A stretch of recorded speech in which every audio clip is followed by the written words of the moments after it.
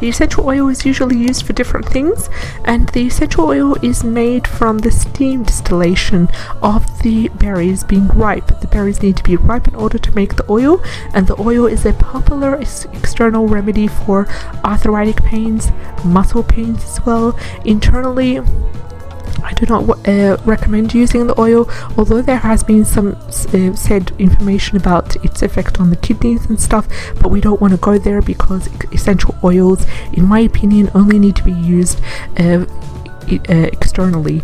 They should not be used topically. There will be consequences to that, so please make sure you be responsible and sensible with the use of essential oils, and make sure you dilute them correctly as well. If you're trying to get into essential oils, I take maybe a short course.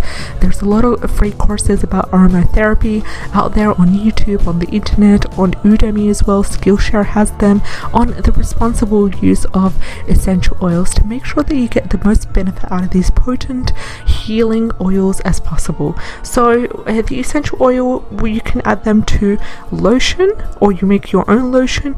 That is great to be used on oily skin and acne.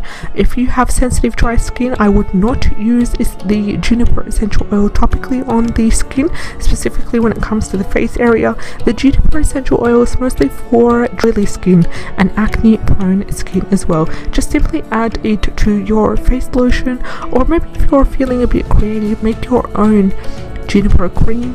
Simple and great. All you have to do, add 5 drops of the oil to 50 milliliters of rose water, witch hazel as well would be great.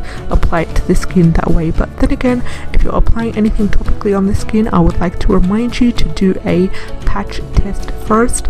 It would be great because then you would know if you are allergic or not.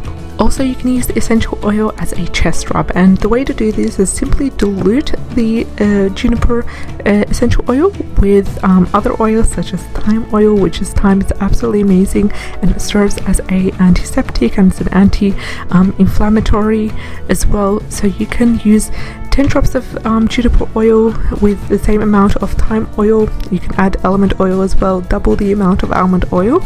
You rub it on the chest, and it really helps with helping you to breathe better, helping with the lung health, helping with stubborn coughs as well. You can also use the oil and add it to bath water, and this would be great if you're suffering from muscle pain, from joint pain, from arthritis pain.